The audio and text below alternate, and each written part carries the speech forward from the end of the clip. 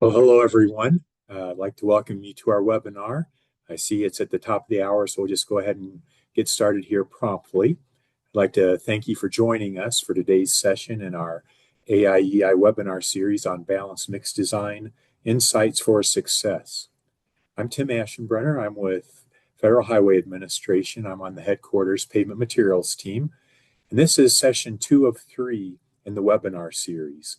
Session 1 introduced the rationale for BMD and key national challenges, while this session distills lessons from 6 DOTs on how BMD implementation has evolved since 2020 and highlights practical insights on validation, acceptance, and volumetric relaxation practices to support agencies advancing their own BMD programs. So as we get started, I'll go over some housekeeping items. First, please keep your microphone muted during the webinar. If you have any questions, please post them in the chat box, which you can access by clicking in the chat in the meeting controls. I'll compile questions during the talk and the presenters will address them at the end of the webinar as time allows. Any unanswered questions due to time constraints, we'll try to reach out and respond separately to get your question answered. This webinar is being recorded and a link to the recording will be provided later. All webinars are posted on our AIEI YouTube channel. And I would like to put something in the chat right now. We do have a AI channel and there's a link there where you can look at various past recordings. And also the first recording, if you happen to miss session 1 of 3, I'll ask Ellie to do that since I have on these mouse difficulties, a lot of technical difficulties here. Thanks, Ellie. So this is the second in a 3-part series. Now the third one will be April 9th, and that will be proving the payoff. We're going to highlight measured benefits of BMD. This will be real-world evidence from 4 states showing how BMD improves cracking and rutting performance, extends pavement life, reduces life cycle costs, and how agencies can quantify and communicate those benefits. So that'll just be in about 1 month from now and be the final of this 3-part series. And you can find links on the slide to register there with the QR code. So the disclaimers. This is part of a cooperative agreement between the Federal Highway Administration and University of Nevada, Reno, and their subconsultants. The U.S. government assumes no liability for the use of this information. This information is just strictly for information as stated. It's not meant to bind the public in any manner. And as we go through, you might recognize some products or manufacturers. They'll be shared for informational purposes and should not be considered an endorsement. And all AASHTO and ASTM standards mentioned are voluntary and they're not required under federal law. Well, with that, let's get started. I'm going to turn it over to Derek Nienerplant. Derek's formerly with Maine DOT, and then he was with our Federal Highway Administration Resource Center, and now he's the principal with DNP Infrastructure. So I'll turn it over to Derek to get us started. Thank you, Tim. Thank you, everyone, for joining us today. I appreciate you signing in to talk BMD and asphalt with us. Have another really good session for you today. I think it's going to give information. Tim gave a good overview of what we're trying to do with this webinar series, talk about what are the potential benefits and challenges, how are people dealing with them, and again, our next one, very excited, we're going to be talking about some of the benefits. Reference that a couple times, make sure to sign up for that one. Very excited for that one as well. We do have some acronyms and abbreviations. Leave that here if you want to come back to, as we are engineers and we love our acronyms and our abbreviations. So what are you looking to get out of today? What I hope you walk away with today is This webinar is really born out of a AIEI tech brief that was put together. Credit to Sri Rao and Tim Aschenbrenner of Federal Highway, who just spoke, who worked on this. That, as we will talk about, followed up with some lead DOTs on BMD and saw the progress that has been made since they were kind of last highlighted, which was in 2020. So what have they learned in that time to their implementation journey? And some of the things that we'll highlight is the topic of validation. How are they validating criteria? How are they adjusting to bringing balanced mixed design beyond mixed design and into production? All right. How they're looking at relaxation, a big part of balanced mixed design, and how are they kind of approaching that? What are they starting to think about? We'll compare some of the different approaches to other things like aging. All right. What things are they finding practical? Where are they making adjustments?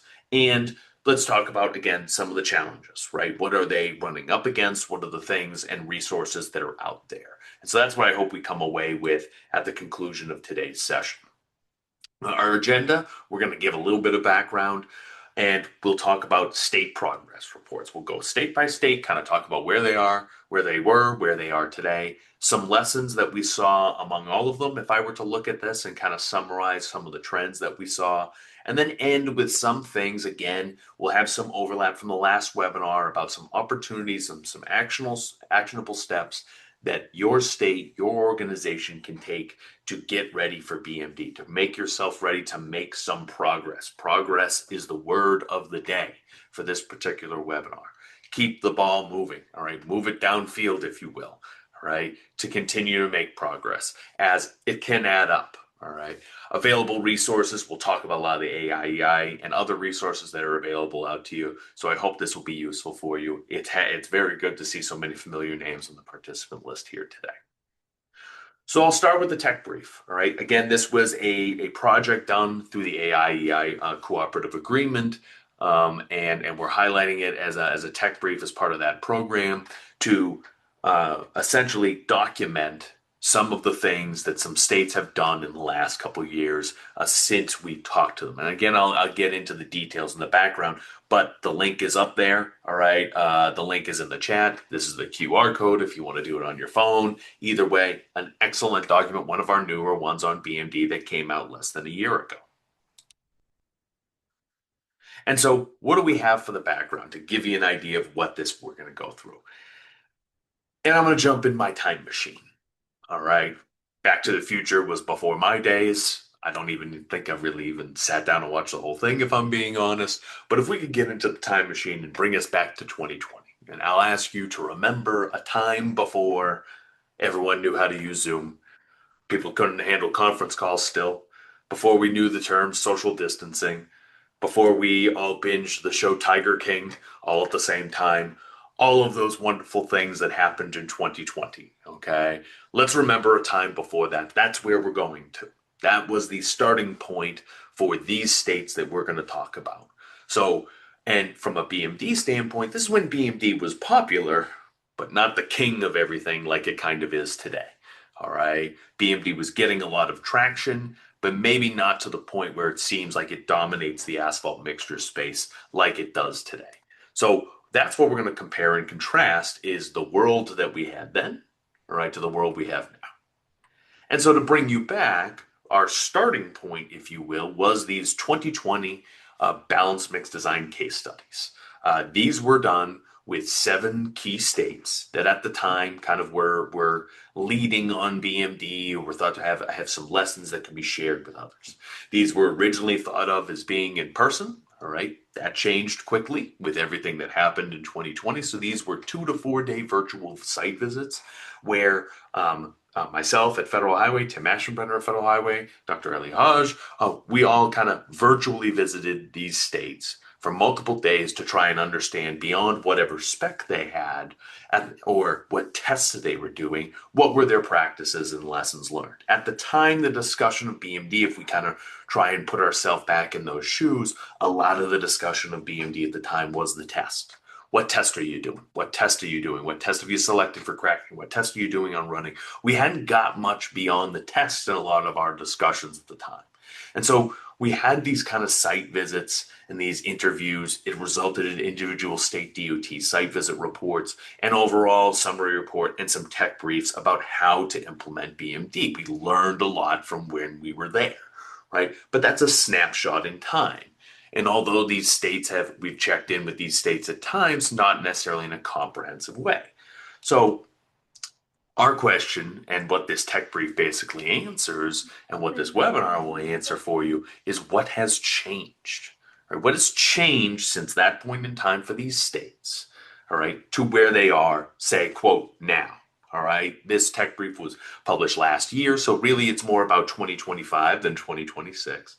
So when thinking about this, I thought about, and in the title, I called it the progress report, right? So it's funny, on my desk here, I got my daughter's report card, right? I got her progress report here. That's essentially what we're doing here for states, is what progress have I made in those 5 years? And I'll summarize it right now. Many of these states have made considerable progress over 5 years and updated a lot of their practices based upon what they've learned. Right. So what we did was, when an effort, again, Tim and Sri Rao kind of led this, was follow-up interviews, capturing what they have for challenges, what have they adjusted, and what are they working on now. Okay. And that's where I want to spend the first part of our time here today. And probably the bulk of our time is going state by state for these 6 states, try and summarize where they were, right? What was their program look like in 2020? And what does it look like now? What are the major things that have changed since then? All right. And then we'll talk about some common items that we noticed through all of them. And so what we'll talk about, what to look for, where they were, what has changed, and again, where they are now, or even what are they looking at, right? And you'll see that their focus, right, may have changed over that time. But again, the word of the day is progress. You'll see this consistent kind of march to making adjustments. And so the first state I'm going to highlight is the state of Illinois, right? A BMD lead state, one of the first ones out there that kind of caught full implementation. So obviously a good one to highlight here. So if we go back to the year 2020, where were they at? All right. At the time when we talked to them, they had in recent years completed rounds of shadow and pilot projects, right? As a state, they had largely implemented the Hamburg wheel tracking test on the running side, and that had been largely implemented. So they were in the process of adding the Illinois Flexibility Index test. And they were doing that through, again, shadow projects, pilot projects, a lot of research. At the time we had talked to them, they had finished deploying equipment to their districts and their regional folks, right, to get it in their hands and conduct this testing. And their plan was to implement statewide in 2020. That was the plan. All right.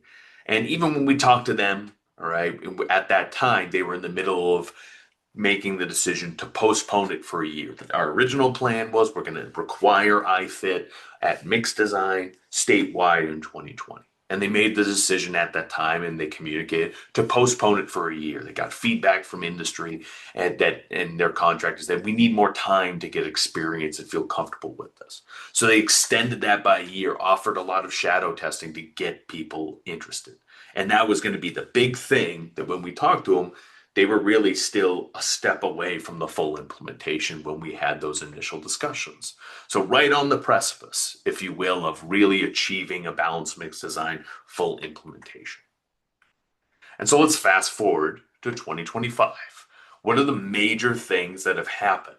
And one of the things that Illinois does very well is document year by year the changes that they make. So they followed through. 2021, they implemented those thresholds for iFit in addition to Hamburg in mixed design and verification, right? And we'll handle that topic a little bit later. But remember, we got 3 different phases here. We've got mixed design. We've got mixed design verification. That would be like an initial startup, a test strip, something like that. So it's field, but it's not production acceptance, which is that 3rd phase, if you will. So they implemented a mixed design and a test strip verification for short-term age specimens. So that was implemented 2021. 2022, they then added additional thresholds in mixed design and verification for long-term age specimens. So they added their own aging component a year later. All right. And then 2023, they started going down this relaxation path. They allowed certain terminally blended binder modifiers and non-polymer modified binders, again, as a part of an effort to allow contractors some flexibility to meet those BMD specifications. All right, you see the acceptance criteria over there for mixed designs that they have that differentiates between their typical dense graded hot mix asphalt or asphalt mixture, their stone matrix asphalt that has a higher expectation on the flexibility index, and then specialized 475 mixes. Again, this is on the iFit because the Hamburg spec they had really was already pre-existing. All right, so these are the major things that happened that timeline. What else were they working on? So they've made some significant areas of progress. So things that I guess jumped out to us is they are continuing to monitor their validation and measure benefits. So validation, their the kind of development of the criteria, right? We've talked about validation before in these forums, that it's the comparison between the real world and the test values, that my test values mean something. It's not something that they did put in a drawer and walked away. They've done ongoing monitoring of their early projects, right? Out in 2020 and 2021. It's been 4 to 5 years now, right? So they can monitor that progress. They're continuing that, and you're going to see the fruits of that labor in our next webinar when we talk about benefits of BMD. Because of that ongoing monitoring, they have those measurable benefits that we'll be able to get into detail next month. So we hope you'll join us, right? Other progress areas, they've turned their focus again from mixed design to more of a production, right? What am I going to do in production beyond just the initial mix design? So what they have is the implementation of mixed design verification. That test strip that I mentioned is required for projects that have over 3,000 tons, right? So they do have an iFit requirement statewide for all their mixes, right? But at the same time, they're not doing that mixed design verification step for everything. Illinois has found themselves doing more informational testing, right, throughout production. Right, and that's been necessarily not every district, but some districts have taken it upon themselves to conduct this informational testing. And what they found is maybe a bit more failures than they anticipated. Something that passes a test strip, and then I get through production thousands of tons later, and it may not be staying and meeting those criteria. But at this point, there's no requirement for that in the specification. So that informational testing that they're doing is informing what do we need to do, and that's probably the next step that Illinois is turning their sight on. Well, what do we do further on in production? What does that look like? They haven't crossed that into that, but it's kind of the next thing to look at.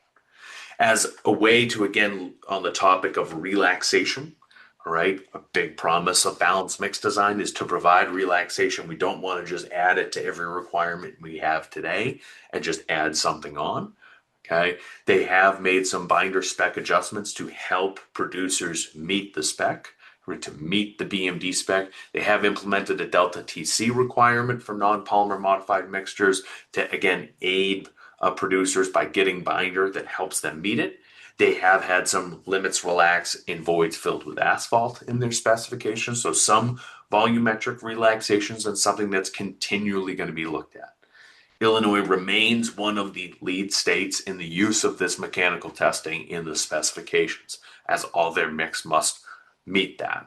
And again, I think you see them on the frontier of turning their attention to production. Back in 2020, they were very much in that mixed design phase.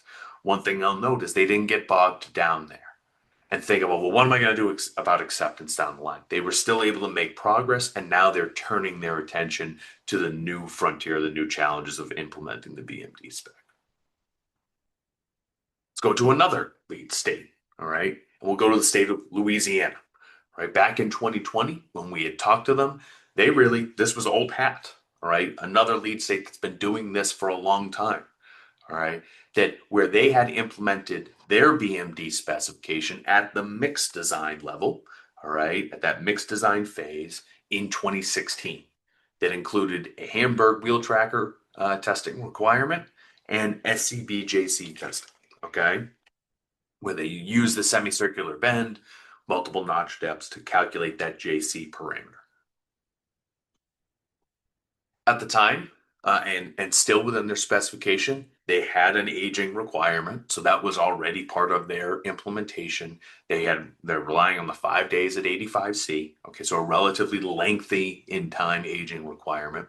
And part of their motivation, as we talked to them at the time, was the greater incorporation of RAP into asphalt mixes, right? That Louisiana, with its geography, some of its aggregate challenges, that reuse of RAP would really provide a benefit cost-wise. Again, if it can maintain the quality, then a lot of that was their motivation.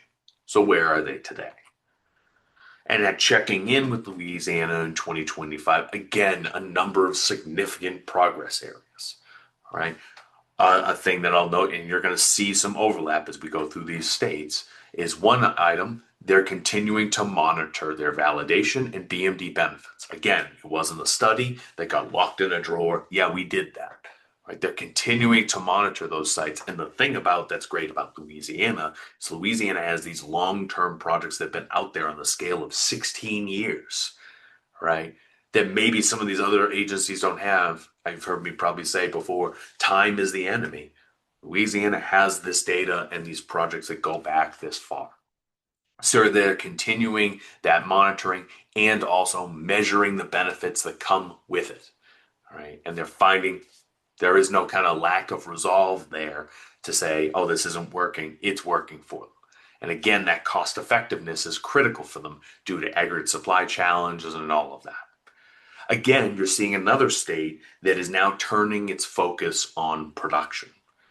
All right, given Louisiana's specification, all right, their specification really is solidly in that mixed design area and hasn't really made that foray into mixed design verification or acceptance.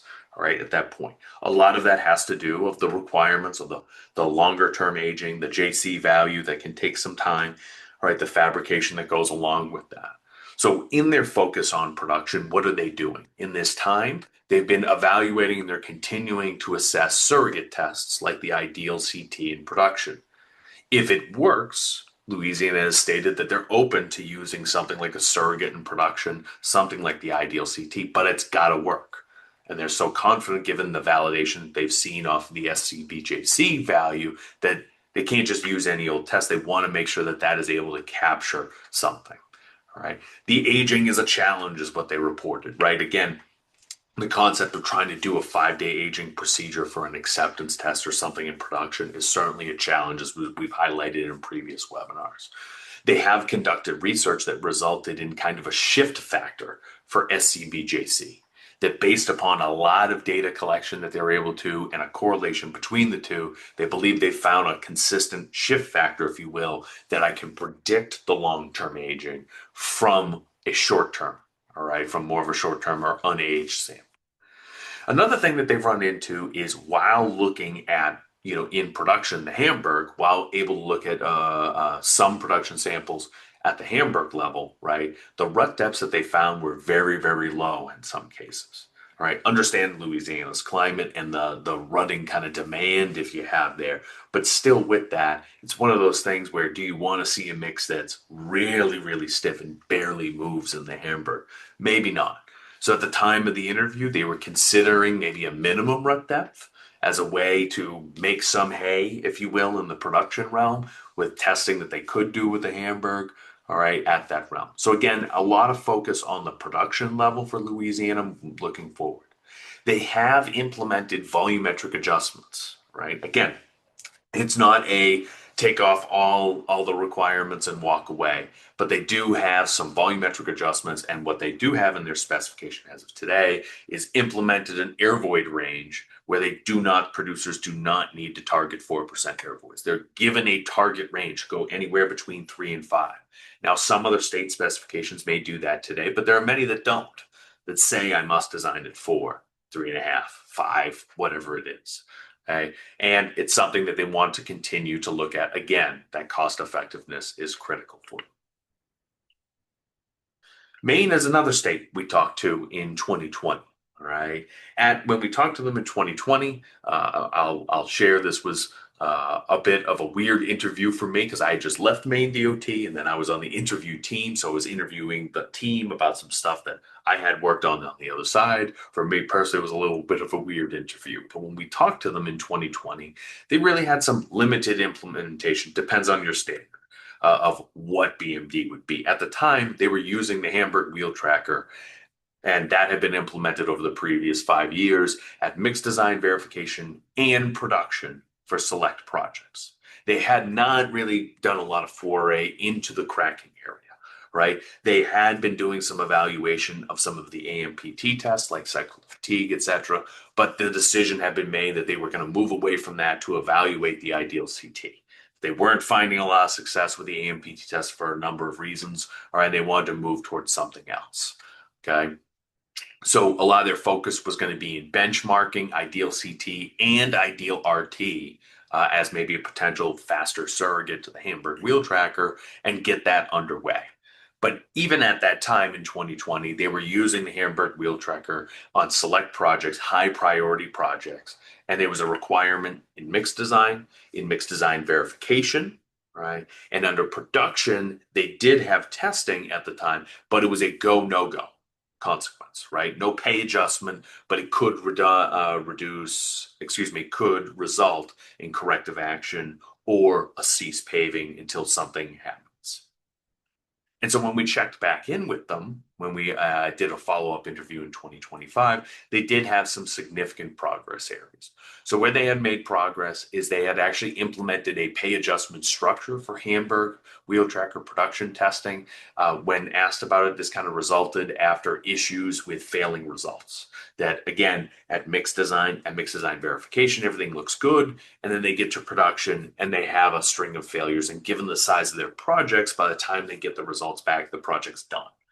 Okay. So this is an excerpt of what they had at the time for a Hamburg wheel tracker spec, where they have different temperatures by the binder grade and their frequency of once per acceptance lot, or about every once per 4,000 ton, and a pay adjustment that they had implemented.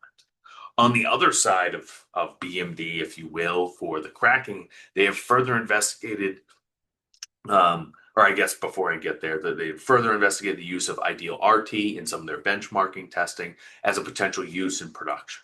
Because again, that's something that could be turned around faster than the Hamburg wheel tracker. Other progress areas that they made on the other end, if you will, they have been heavily involved with a Northeast Balanced Mixed Design Working Group. This is a group I have the privilege of working with, which is a collaboration with other agencies in the Northeast that's trying to look at what can be done together to make progress on BMD implementation. So as part of that group, they have really been a part of, and I would say a lead on multiple interlaboratory studies. That's a major work item for that group. And what it has resulted in among Northeast states has been a refinement to specimen fabrication handling. It's really getting people learning about that. It's something that is ongoing right now as we speak in this month. A lot of communication and a lot of testing is going on in the Northeast, where they actually have an interlaboratory studies being conducted right now with over 25 labs for ideal CT of agency and contractors. So that's a big lift, and Maine is one of the leaders that is trying to move that forward. As far as the other side, they've done benchmarking for a number of years. What they had reported was pilot projects were planned for 2026. So this upcoming construction season, where their pilot specification was, and their goal is to assess mixtures against conventional mixtures, right? Allow the contractor to design a BMD mix that can meet or exceed a conventional mixture in terms of these mechanical testing criteria, and allow them the volumetric flexibility to do that. So their specification allows relaxation of volumetrics in terms like air voids, VMA, even gradation, trying to remove some of the gradation control points to allow industry to be creative to have a mix meet these criteria. So they're hoping that these can go out in the 2026 season, and they'll see some progress from that, and that potentially these pilot projects will also serve as a source of validation in the future to compare BMD mixes to conventional mixes. Staying in the Northeast, we've got New Jersey. New Jersey, when we talked to in 2020, is really gave us a lot of great information as to the benefits of BMD.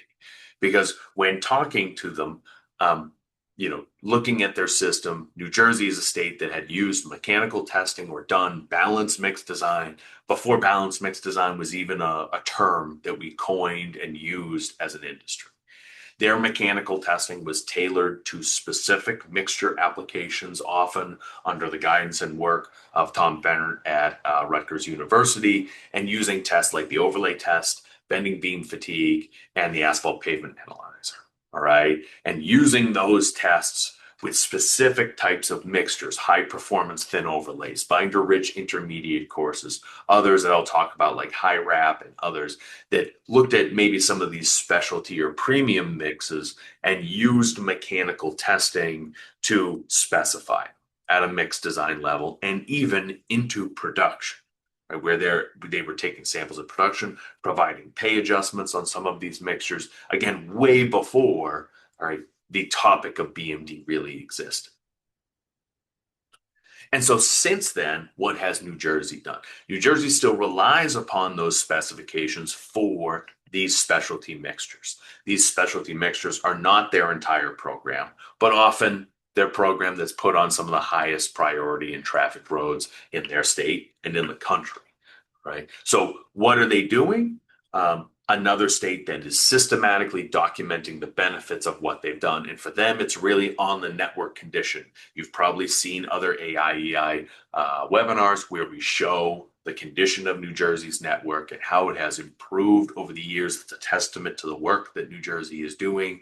And again, when talked about why is this happening, New Jersey credits not just BMD, right? Even probably when BMD might not be the first thing that's uttered, but a pavement preservation approach, not worst first, and these specialty mixtures. And those specialty mixtures rely upon mechanical tests that are used within a BMD spec, right? New Jersey at the same time is working towards implementation beyond specialty mixtures, right? So some things they're working on there, high wrap, all right, high wrap mixtures is a specification that they have that allows higher wrap, but it comes with mechanical testing requirements. Because as they and others have shown, once we get to a certain amount of recycled content, we can't rely upon volumetrics. Volumetrics start to fall apart, right? The availability of the binder, of the wrap, et cetera, these things kind of fall apart, and you just have to start relying on different things. So high wrap is one, but also looking at their regular dense graded mixtures, not the high performance thin overlays or things like that.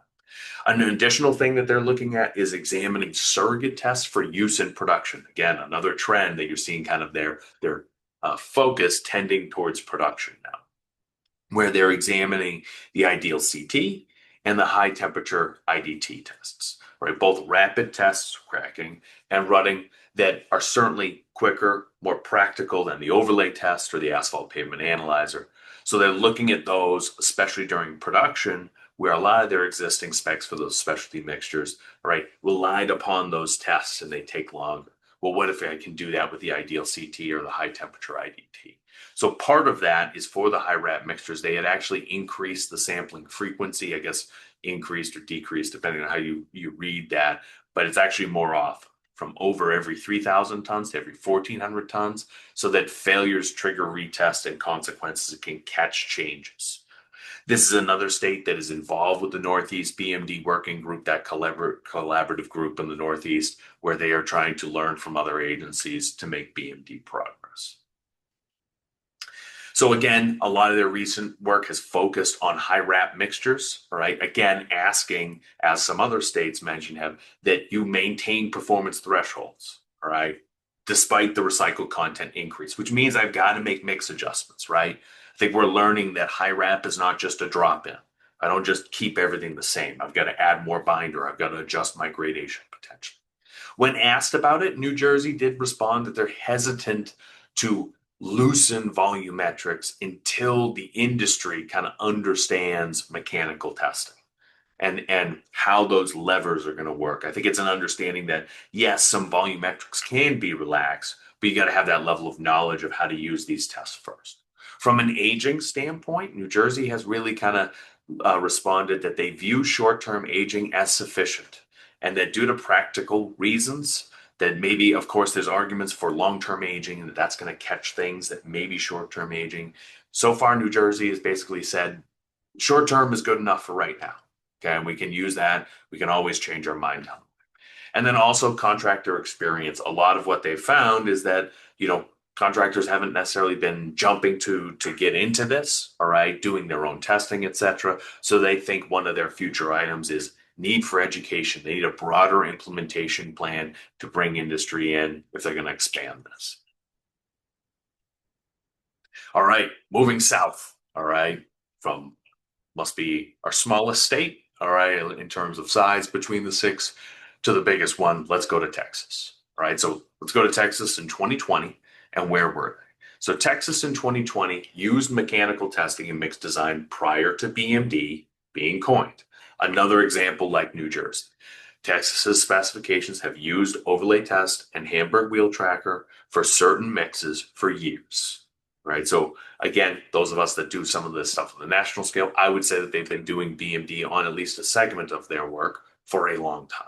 Now, what were they focused on in 2020 when we talked to them? They had a large research effort collaboration between TxDOT, TxAPA, academia, really looking at BMD implementation. A lot of the desire behind that was to responsibly increase recycled contents.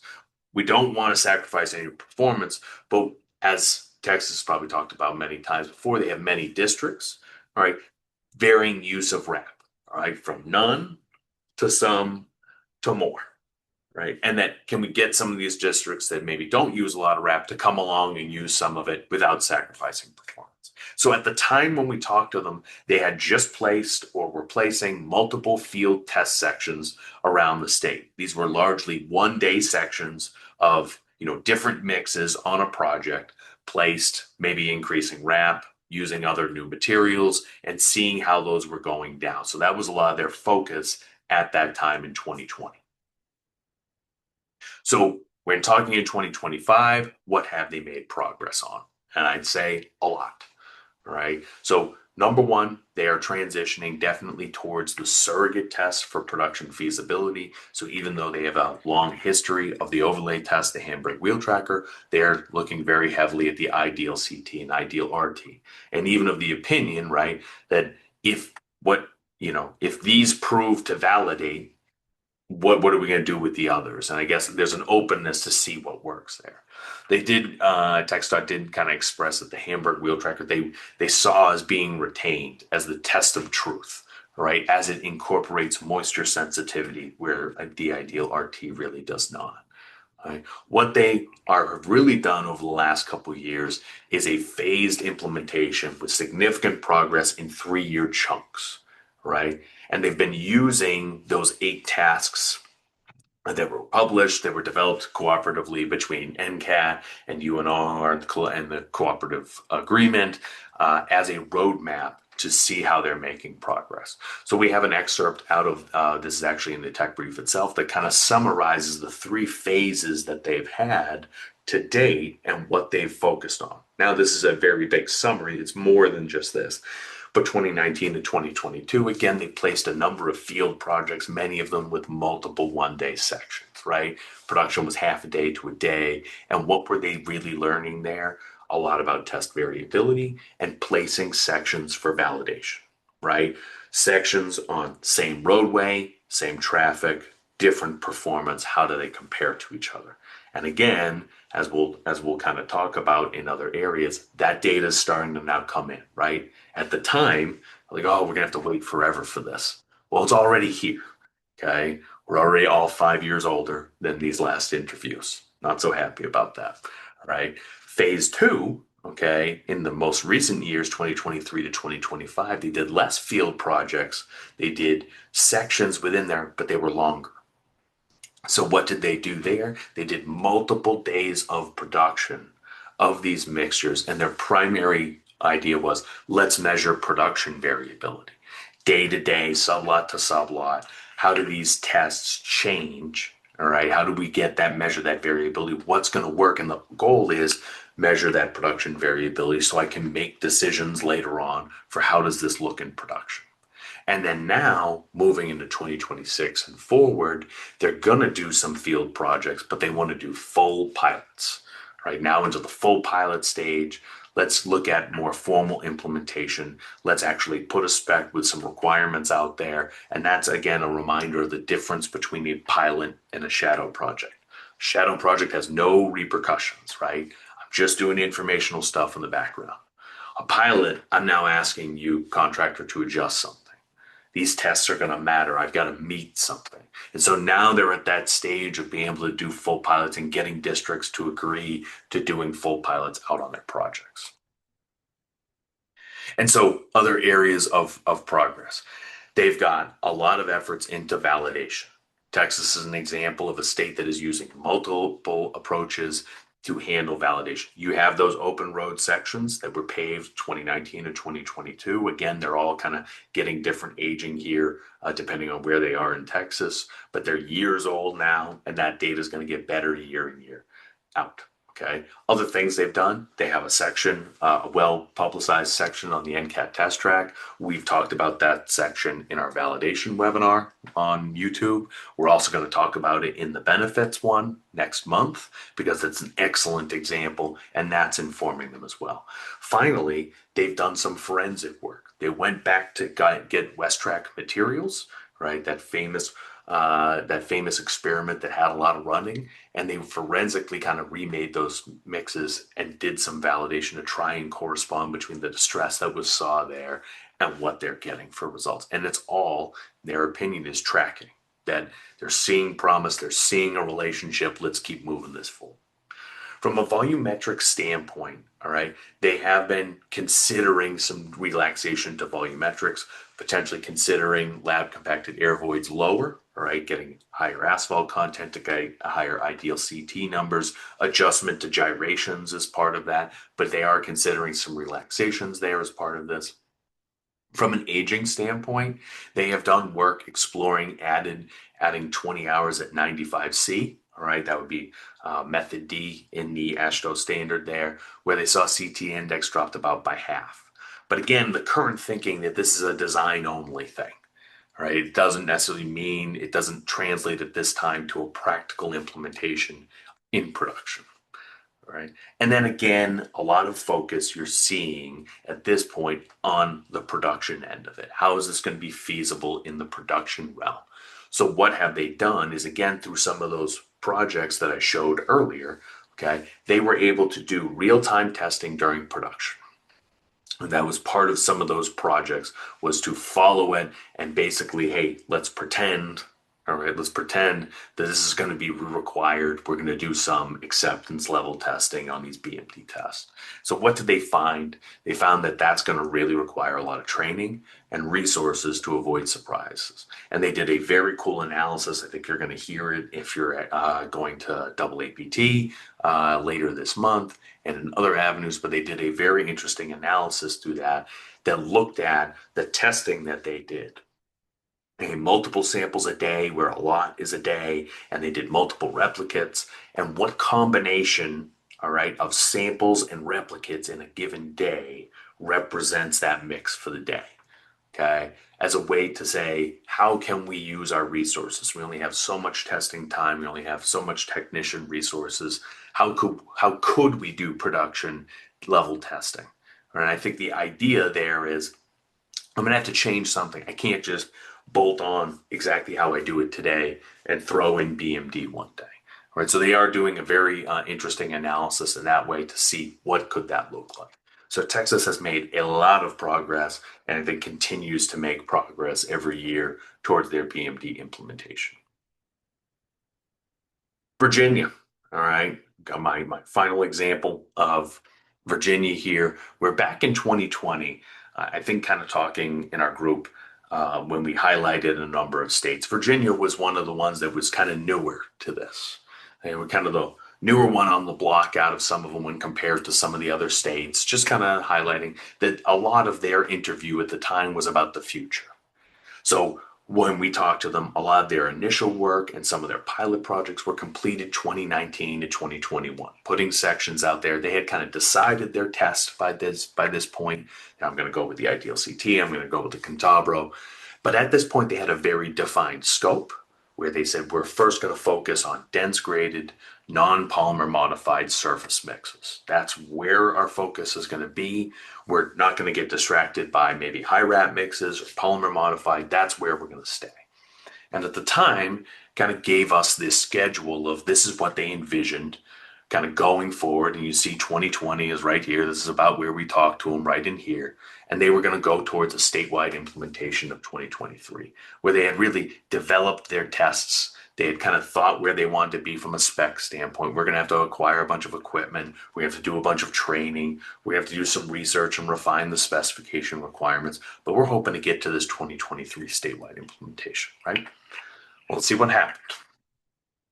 So where are we in 2025?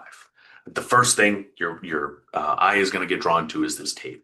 And what this table shows is the number of projects and the number of mix designs that used their BMD specification, all right, over the years. Now, obviously, in these early years, these are pilots, these are trial projects.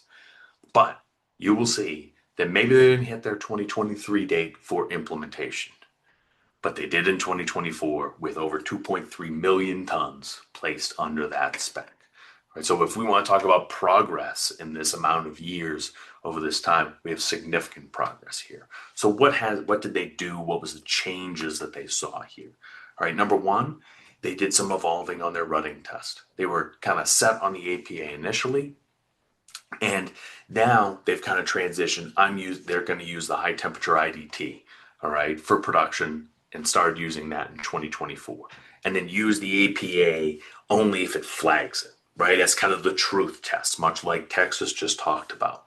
Right, can I use this other test to now, if that fails, let's go to my truth test. So they've made that adjustment over time of the things that they've learned. All right, big thing that they've learned that sampling handling matters. Right, you'll notice if you look at Virginia's specifications, they have CT index in there, but their thresholds differ for reheated versus non-reheated samples. Right, they've recognized that in their own research. They said these are not the same. We can't treat them the same, but they have kind of adjusted to allow contractor flexibility. So when the contractor tests, I'm either going to reheat or I'm not going to reheat. All right, and I'm going to get a different criteria.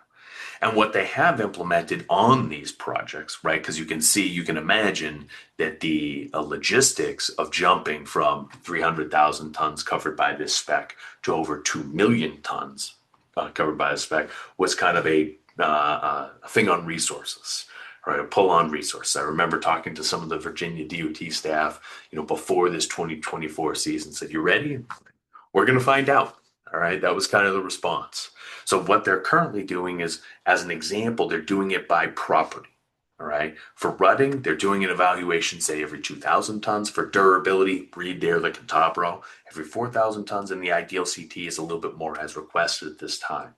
But Virginia has really largely stuck to, maybe not to this schedule, right? But I'd ask, what construction-related schedule have you ever seen where everything done actually goes according to plan, right? Where they've actually made this progress over the number of years and gone from what was kind of an early state in the time we talked to them in 2020 to a lead state, to a true lead state that is one of the leaders on BMD nationwide in the work that they've done. We could probably fill a bunch of slides with the work that many of these states and lessons learned we have done. So this is just a kind of an overall view of some of the nuggets, if you will, that are in the tech brief. So I really, if you find this interesting, suggest you go to the tech brief and read it to find all these things that these states have learned. So that's the progress report. And I guess the progress report, you sit down with your progress report and report card, with your parents at the table and say, everyone is making big progress, right?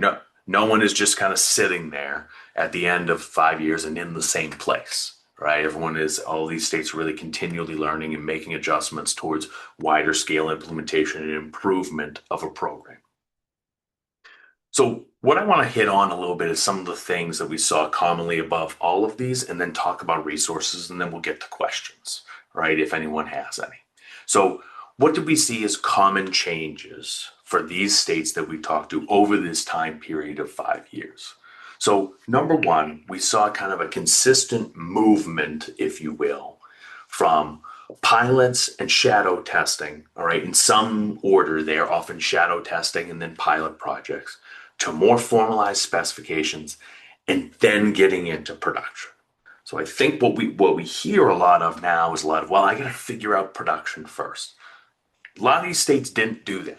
Right? They tried to kind of bite off something that they could chew first and handle that and then go on. But we're kind of seeing this progression that follows the tasks that we've talked about for BMD implementation for a number of years. All of these states, because I would say that they're ahead, right? They've been doing this for a number of years. Nearly all of them are having some sort of increased emphasis on production. I think you're seeing a general agreement that balanced mixed design can't just be mixed design. You're seeing many of these states have a role for BMD testing and mixed design verification, all right, and then in production. But the needs there for production are common. We need tests that are faster, that we can turn around, right? We need clear sampling plans of how often I'm going to sample and make sure that corresponds to my resources, and defined actions of what happens. What happens when there's a failure? We can't just say, oh, we'll figure it out. Okay, there's going to be failures. Let's figure out what's going to happen. And then also, I think you're seeing some selective movement towards volumetric relaxation. If we get into the old approaches, the approach A of kind of being volumetrics plus BMD, all right, I think you're seeing some relaxation state by state and openness to say, what can I be relaxed on? And we'll hit on that in a moment. So what is this common path that I think I see in looking at all these states is many of them, all right, or most of them, excuse me, that have made this significant progress. Number one, they made a plan, right? And if I had $1 for every time we've said made a plan in these webinars, I don't know, I'd be out golfing in the South somewhere right now, all right? But make a plan and make sure that includes validation. Right. These benefits in the states that we're going to talk about next webinar, they've been able to measure these benefits and report back and say, this is how much we're saving. This is the amount that we're benefiting. They all had a validation plan. They had a plan to get that data, to get that comparison. It can't be understated. All right. Even a schedule, and we'll hit on that in a moment. You also see them all using and utilizing shadow projects and testing, but not just we're just testing some stuff and see there's a goal behind it. Whether it's learning variability in my materials, learning variability of the test, learning about how to handle this material, a lot of it had a specific goal. Okay, we're going to do some shadow testing over this period. What are we looking to learn from it? Then you get into pilot projects where you're really trying to look at proving the feasibility of that. Pilot projects are where it's for real now, right? It may only be for a couple days production, but it's still going to feel and real and have real consequences. Prove the feasibility, find the things that are going to be a challenge for that, and all these states have really utilized those pilot projects. Having sampling and testing policies, we're just going to test whenever we feel like it, etc. It's more than a BMD spec, is I think the big thing. All these states realize that it's more than just writing our BMD spec and what's your number, what's your criteria, okay? Where am I going to sample? How's that going to get a turnaround, etc. And then I think what you definitely see with all of these, right? All of these states are making some sort of adjustment. All right, I think if you talk to the states about where they were in 2025 and look back on 2020, they have probably reversed on a decision that they made back then.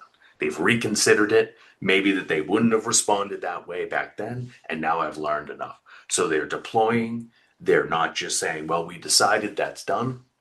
I'm going to monitor how it's going, and I'm going to make changes that make sense. All right, I think you're seeing examples of that from all these states. So getting a little bit deeper, the common path, again, you're seeing the common path of planning. Progress is not made by accident. I think in these examples, nearly all these states had an evolving plan, all right, that not only had an end goal. End goal is great, full implementation. I want full implementation in 2029. Okay, what's your goal for this year? What's your goal for January 2027? I think I just threw up a little bit in my mouth thinking that's going to be 2027 next year. Feeling my age, I guess. So, but think about that, right? Where are we going to be in a year? It's hard to look at something that may be 3 years out. And so examples I have here, again, I have Virginia's original schedule. Did they adhere to that? But I think it's a great example of there was a plan. It's not all that complicated. It's easy to write down, but to execute it, they still had this as their plan. Texas continues to use kind of those 8 tasks and says, what am I doing on all these 8 tasks? All right. And this is great to have, courtesy of Amy Epps-Martin. So thank you, Amy, if you're in the audience, for allowing us to share this. But when are we going to do this, right? When are we going to get to doing pilot projects? When are we going to do and think about acceptance? When are we going to do training and accreditation, right? And again, these dates can change. They will. But if I just say whenever, not going to happen. I had a great teacher tell me that scheduled things happen. If it's not important enough to get scheduled, guess it's not important. All right, the other one on planning is validation. And validation continues to be the thing that's needed for benefits, the things that's needed for criteria.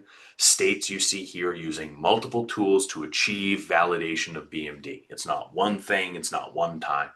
It's an ongoing process, and the great thing about it is if you do it, it can provide your proof of benefits. I can measure benefits later on. And again, that's going to be the great thing about our next webinar. If you do want to learn about validation, you can hear us talk about all about it again on our YouTube channel, trying to get a big YouTube following so I can tell that to my kids. Maybe they'll think I'm cool someday. All right. But you can go and watch that to see all the details we did last year, all right, on BMD validation, some of the practices. There's many ways to do it. Sharing this from an upcoming Capri project that's going to be published soon on the different ways and the case studies of ways that states have achieved validation. So it's not a one size fits all, you must do it, all right, this way. But choosing a mix of them really helps you. And so this is that upcoming resource for strategies for validation. Common Path is also doing pilot projects, right? Pilot projects are the path to learn the details for implementation. Informational or shadow testing doesn't give you that. The pressure isn't there. Right? The real worldness of it isn't there if I'm testing it 2 months later on an informational basis. So impacts to production are difficult to measure without doing it. All right, and trying it, even if it's a day, 2 days, etc. Look at those Texas pilot projects, some of the ones Virginia did, etc. The ones that Maine are planning on doing. Okay, it's key for trialing the flexibility for contractor mix designs as well. I think it's great to allow a contractor some flexibility. Do what you've always wanted to do, all right? And let's see if it works. Okay. And again, these can be useful for further validation in the future. If I have a day's production of a BMD mix and a day's production of conventional mix, same road, same traffic, I can track that over time. Don't get stuck on shadow and informational testing and benchmarking only. At some point, got to kind of pull the cord a little bit and try something new. Common Path also includes phases. We've used this slide many times, all right, to talk about where I implement a BMD spec, all right? And so many, all right, are going to start small and only think about using a BMD testing in developing a mix design and improving a mix design, okay? Use it in this. Once I get to production, I kind of have this mix verification, all right, that initial startup, if you will, all right? That's often another place because now it's real mix, it's not lab mix.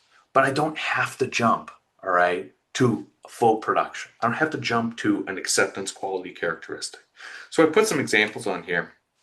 And again, BMD mechanical tests, I could use them anywhere throughout this process. I'm definitely going to do balance mix design at mix design. Okay, but that said, could I do some control strips or a hot drop at the start of initial production? Sure. Even acceptance, I don't have to pay on it. I could do a go, no go. An informational check-in every once in a while. Maybe use surrogate tests. There are options. So what I added here, okay, to this slide we use an awful lot, is 2 states that kind of came to mind, all right, just as an examples that I've talked about, is let's talk about Louisiana, all right? Louisiana is really, their 2020 and all that, they're really kind of kept BMD testing in that mixed design realm. And some of that due to the aging and the tests that they have and the practicality of trying to turn that around. Now, what are they looking at? they're looking at and they're continuing to evaluate bringing BMD into the production space. But they didn't let this hold up their implementation here. Okay. Another example, again, Illinois. Initially, they were really here in this mixed design phase. Then they kind of went over and got to the current point where they're doing mixed design verification out in production on the big enough jobs, right? They're taking a production sample, but once that first verification happens, they're not doing anything after that. They're turning their eye to doing that in the future, but again, they haven't let this prevent them from doing and implementing up to these phases. So I think the point is you don't have to eat the elephant whole. You don't have to have the whole thing figured out. You can make progress. And the common path also includes, and I would say this is more of a challenge, right, is what to do in production. Again, I do not need to jump directly into BMD for acceptance for payment. All right. I can make it informational. I can do production monitoring, or even not have any part in there at all and just have informational testing. All right. When I can, that's really where Illinois is beyond that mixed design verification. Right. The other thing is it doesn't need to be the same frequency as our other characteristics. Just because I sample every 1,000 ton today, right, doesn't mean I need to do it for a new test. I could do it not as frequently to start, right? And that's why I have the generation of jamming the square peg into the round hole, right? Where we can reconsider what it takes to do this testing and fit it around. But if I am going to do it, failures, the actions have got to be documented and predictable. And again, my resourcing has got to be realistic. Can I do this testing? All right. And I don't think we're at the point, I think many, and again, have found that we're not at the point of I can remove all the other testing that I'm doing and replace it with BMD. It's probably at least going to start as an add-on. All right. And then adjusting frequencies. Again, if you want to hear us talk more about the quality assurance item, we did a webinar last year. I'm sure we're going to have more on this topic, but there's one from last year. QR code is there as well. So in this production, again, there's ways that I can make progress or do something that doesn't require me to do it for acceptance. Illinois, again, they're doing production mix. They're doing a test strip. They're not just relying upon mix design, okay? That gives them that added assurance that the mix that's being produced is going to meet this requirement. Again, Virginia is doing some testing in production by the test. They're trying to fit it to their resources. That's going to change over time, certainly, but they're fitting it to their resources. And again, that work in Texas, they're doing an analysis to see, again, what could I do? What could be workable? What amount of testing, what amount of sampling and replication can I do to get an idea of the mix quality for that day? I'm not forcing myself to do the same frequencies as I have for my existing acceptance quality characteristics. Another common path is in the area of relaxation. Okay, what are agencies doing to relax? That's a big promise with BMD. All right, and I think the relaxation is getting tied to goals. And I think that's an important thing to take back. We want to know what things are worth relaxing from industry, from the mix designers, etc. What things are the agency willing to relax? What relate to performance and not? Again, another reason why you need validation. So having those goals well fleshed out is important. All right. And you can relax after these thresholds stabilize. And I'm convinced that the ideal CT, the CT index, gives me that performance and I can give that flexibility. Again, that's where pilots can help you. If I do some slightly different volumetric mixes, maybe I get the assurance that it's going to work. Again, I can tie the changes to validation and monitoring, but you can keep some constructability, guardrails, if you will, right? Again, what volumetric properties? Again, maybe it's not 4% air voids, maybe it's a range, right? Maybe there's some large maximums and minimums that allow more relaxation. But responsible relaxation is key to realizing the full benefits of BMD. Without that, it's really not what we were looking for with BMD. And that gets me a couple reminder slides about the new tiers that will come out in an AASHTO standard later this summer that kind of really reinforces this relaxation concept and how key it is to BMD.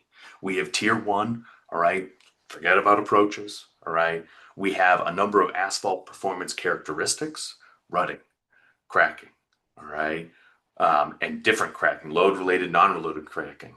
moisture damage, surface characteristics. And for each one, I can have a tier level. Tier 1 is where I'm adjusting some sort of volumetric property, right? Louisiana is a great example. They have a 3 to 5% air void range. They're not forcing a 4% air voids. That's a relaxation.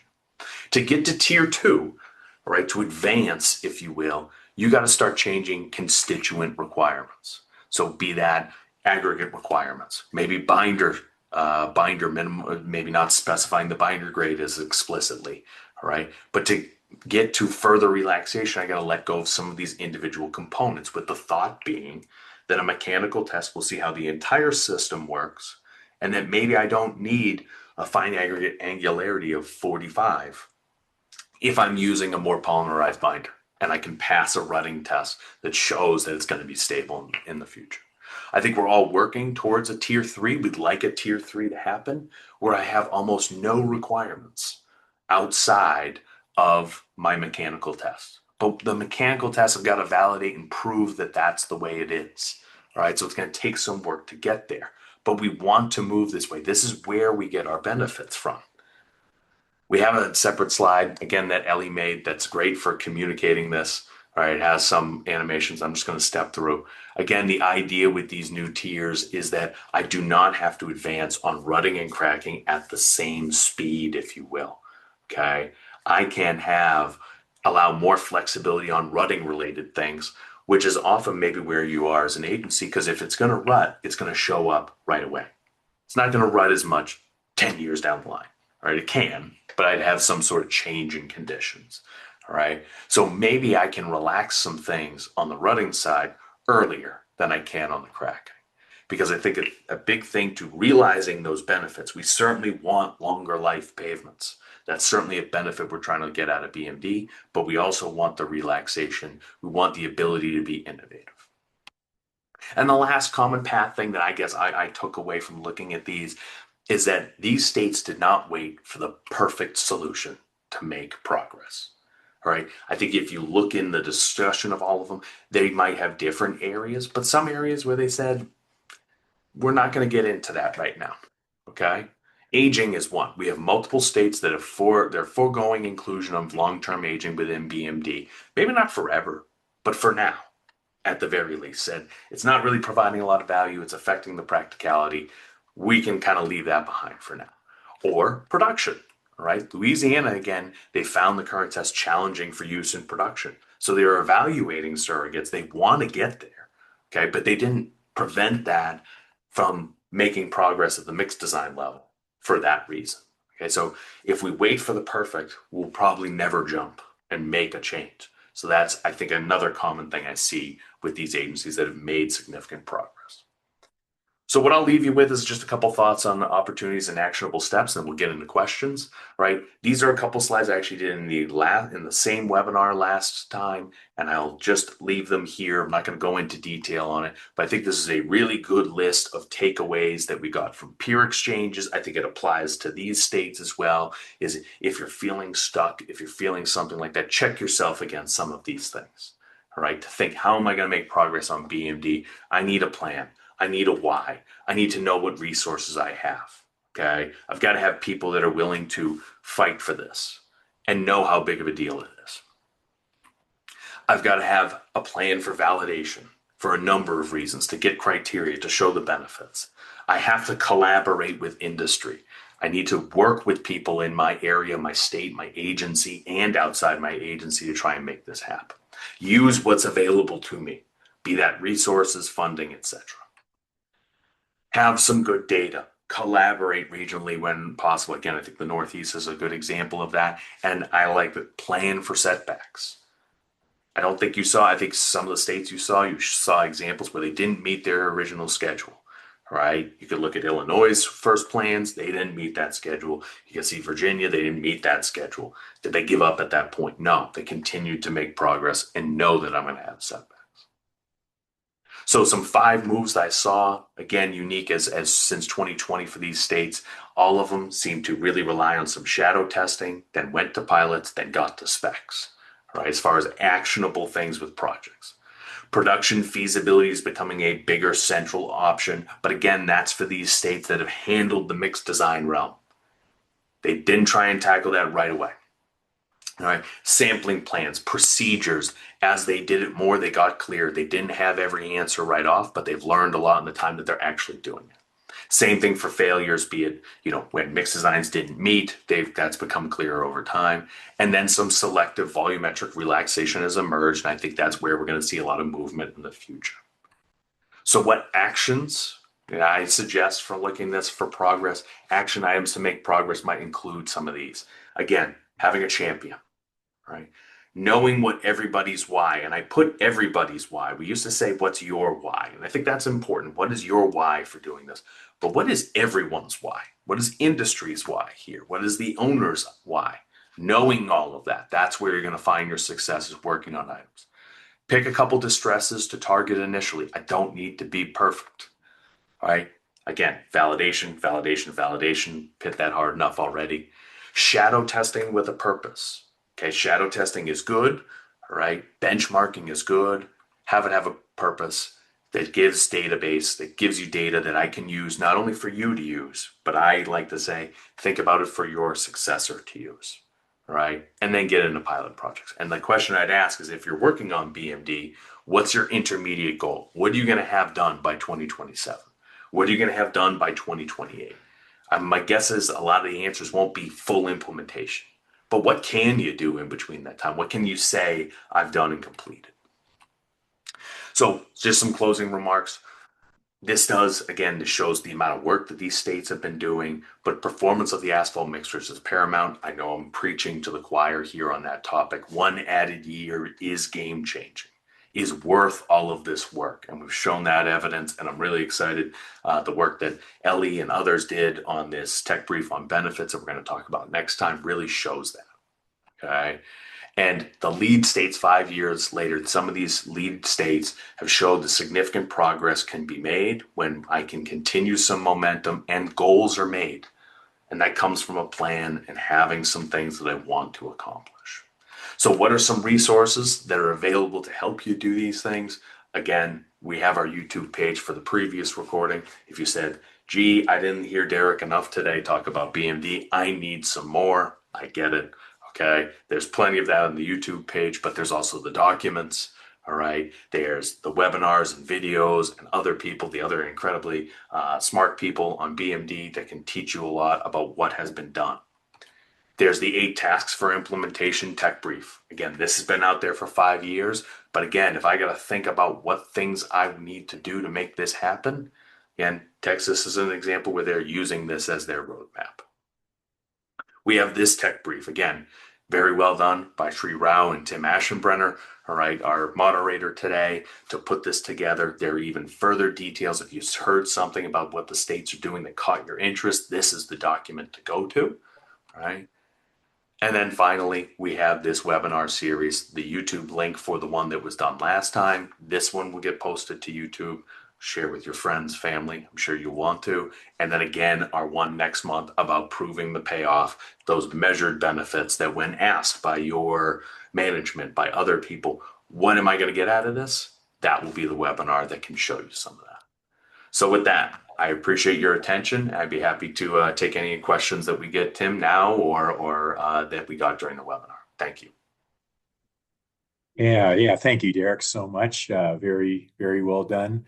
I'll give you a little break after the haul there and just highlight a few things that we have in the chat box. We do have the recording for the first of the 3 series. There's a link to the YouTube recording. We also have a link to the tech brief that Derek just highlighted during this webinar. We also have a registration for part 3, as Derek mentioned, where we're going to talk about how states are measuring benefits of using balanced mixed design. So if you're missing any of those, pop something in the chat and we can repost those links. Also, Ellie posted the updated specification from TxDOT on balanced mixed design that was recently revised, dated in December of 2025. So we do have some questions that have come in, Derek. And maybe if you could go to slide 30 for the first one. That's a Virginia example. I think it'll be slide 30.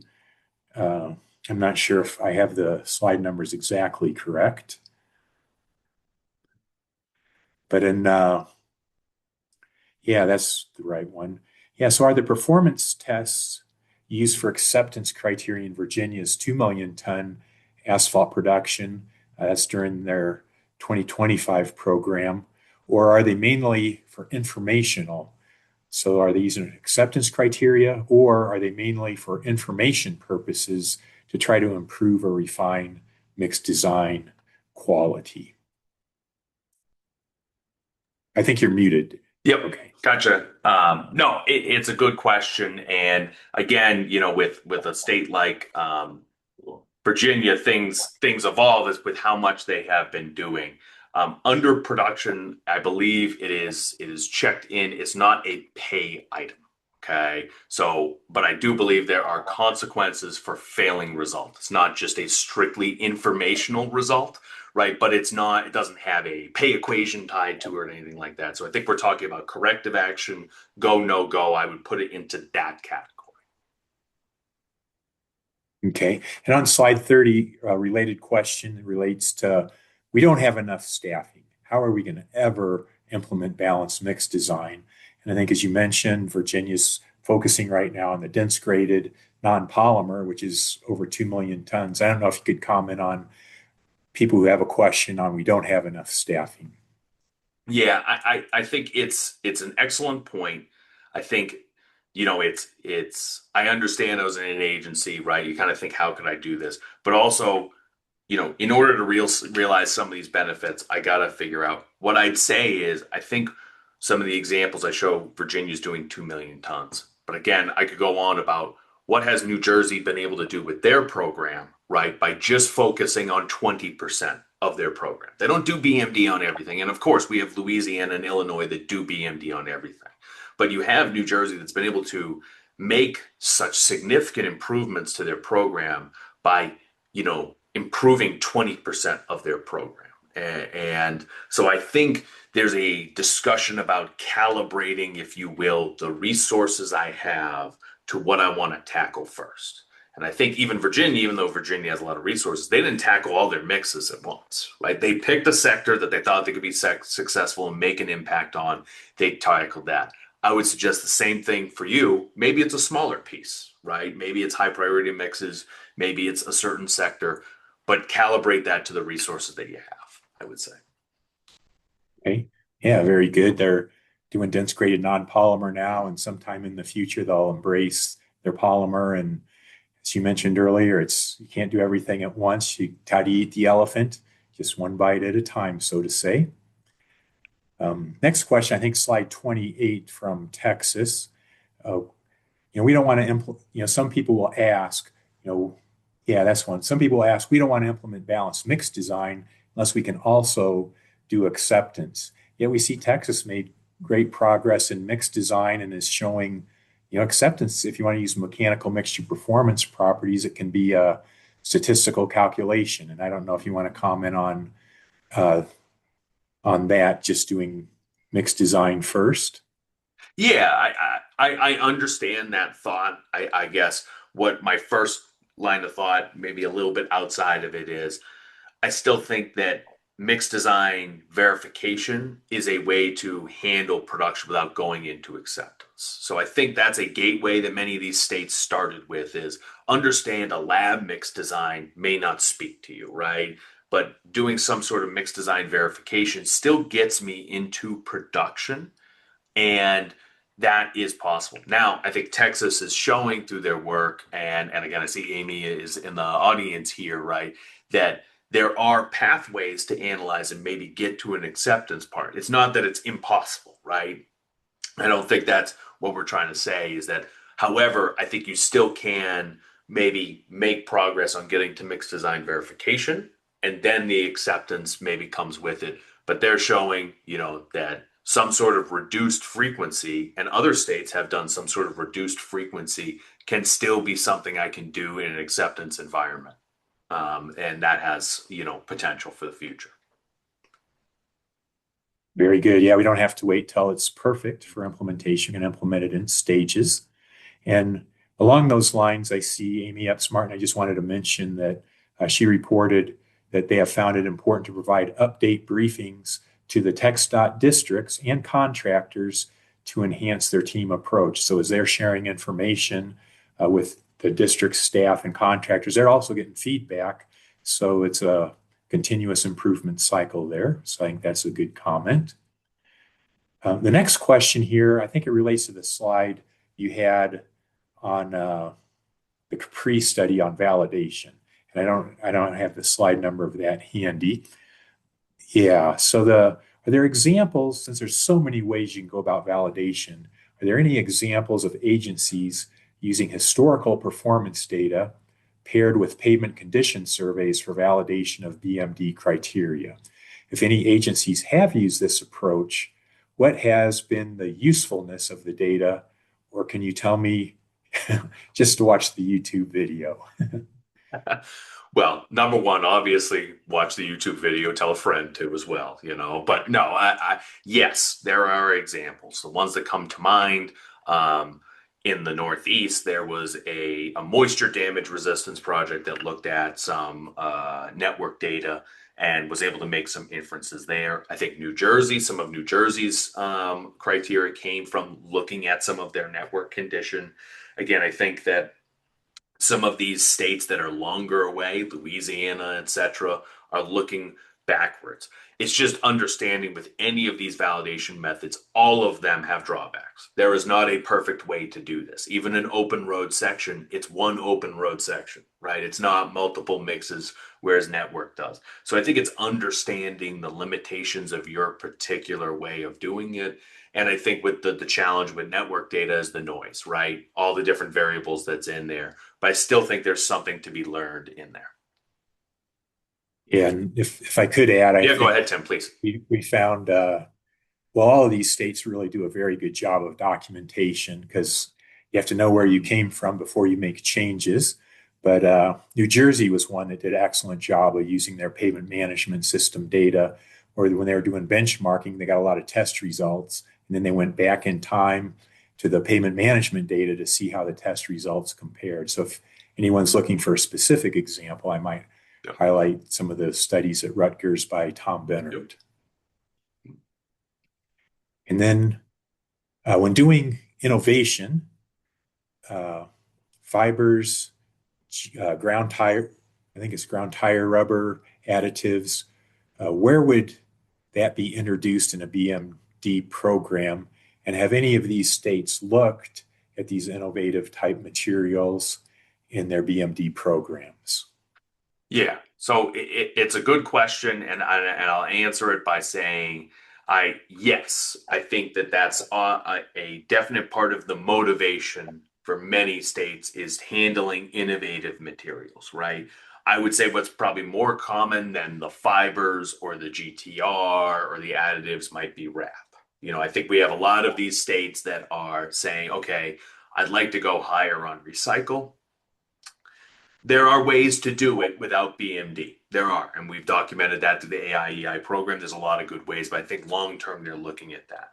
So I would say, have any of the states looked at these items in their BMD programs? Yes, and I think it's important to establish that as part of your goals, because if you're going to do pilot projects, then target those things, right? If you're going to try something new, I would say, again, Texas is an example with all the projects that they did around the state, right? They adjusted some wrap, they tried some new things. That was part of it. So I would say yes, and I think that's an important part of setting my goals, right? And I would try those things as part of my pilot projects. Very good. And we have a couple of positive comments from Shane Buchanan and David Howley. However, in light of time's running short, maybe if you go to slide 24, Sure. this is on New Jersey. And this one is some people will say, well, we can't implement balanced mixed design until we know the right test. And in New Jersey, they start out with a high wrap using an overlay tester, an APA, and had some success. But then they transitioned in midstream to the ideal CT and the high temperature IDT.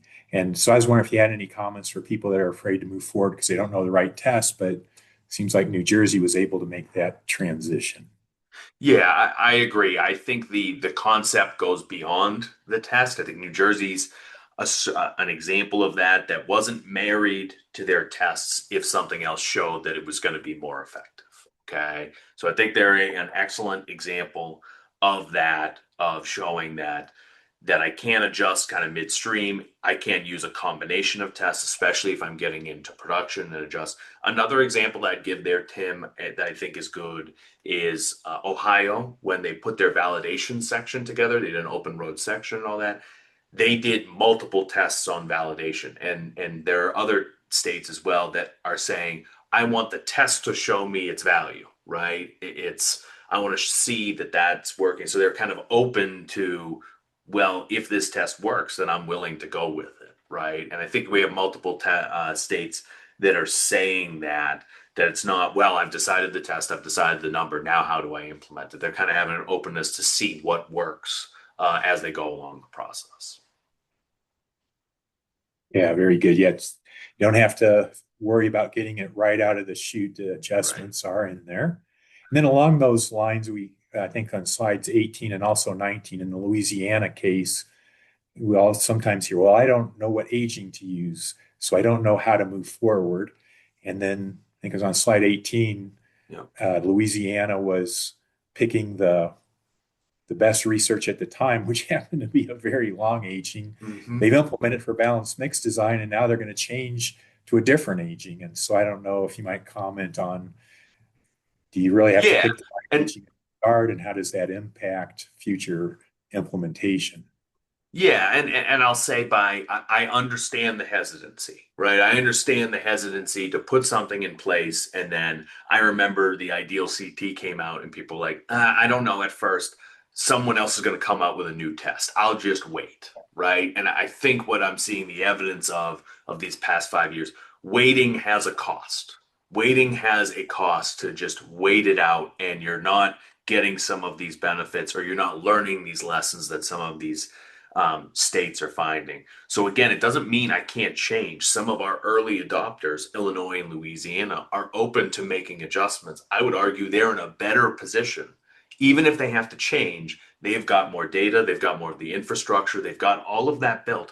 They're in a position where making a change is still going to be less for them than a state that's trying it for new, right? Even if you have to adjust a couple years down the road. I understand how painful that is in an agency. I understand that, but I still think they're in a better position than someone who has waited on the sidelines and said, we're not going to do anything. So, Well said. Then on slide 17, along those lines, we hear the question a lot. Well, I have balanced mix design. What do I do for the binder? Do I loosen it? Do I tighten it? What's happening? And in this case, Illinois added an additional binder requirement. And I know others like New Jersey have loosened. So I don't know what your thoughts are on the sure. I, binder I part. think this is a perfect example of why you need collaboration with your industry and what did they want? What do your mixed producers want? Because we've seen these this dichotomy, if you will, as Tim, as you brought up, right? We have some states like here, Illinois, where almost the producers kind of went to the DOT and said, listen, we almost don't want that flexibility to pick a bind, make a spec that gives me a good binder so I don't run into issues. Others are kind of taking the more approach to say, well, let me figure that out. So again, I view this, me personally, as something that is worth discussing with your industry. What levers do your industry want to have? Do they want to have more flexibility in the binder, or do they say, no, don't give that to me? Actually, make sure I get a better binder so I don't have to worry about it. That's why, again, we're a broken record. The goals, the scope, the plan, the collaborative group with industry is so important to refine these things. And that's why I think you see some differences between states. Very good. Yeah, every state is different and unique. We're not going to see one national BMD Mhm. spec. Everybody's going to have their own specification related to the challenges they face, as well as the goals that they have. Mhm. And that brings us pretty much to the bottom of the hour. I don't know, Derek, if you want to mention about the feedback from audience, the Yeah, polling. I appreciate the feedback you're getting in the chat, and I agree with a lot of the comments in there. I think the this what the 5 year kind of change has shown for me is that, again, like I just said, I think we lose more in not making action than some of the progress that we have. I believe Lisa added a survey in the chat there that we'd ask you to give feedback on this particular one, as well as if you want to add new topics. What in BMD would you like to learn from? Again, this program, all of our support with BMD, we want to provide things that are useful for people who are trying to make your asphalt mixes better, for your system better. We want to meet you where you are. So any feedback you have on topics, something like that, please add that into the comments. And I really hope you join us for part 3. What does the benefits look like? So if you're trying to convince someone to do this, well, I think we'll have some very good hard data for you and some examples that say, this is what I can realize. This is what people are getting out of this work for BMD. So we're very excited to have that webinar next month. We hope you'll join us. Okay, well, thanks again, Derek. Appreciate the presentation and all the information. Appreciate all the feedback from the audience, and hopefully we'll see you next month for our webinar on BMD and benefits. So have a great rest of the day, and we'll see you next month. Thank you, everyone. Appreciate it. Bye. Yes, thank you to all the lead states and the people from those for being excellent examples to learn from.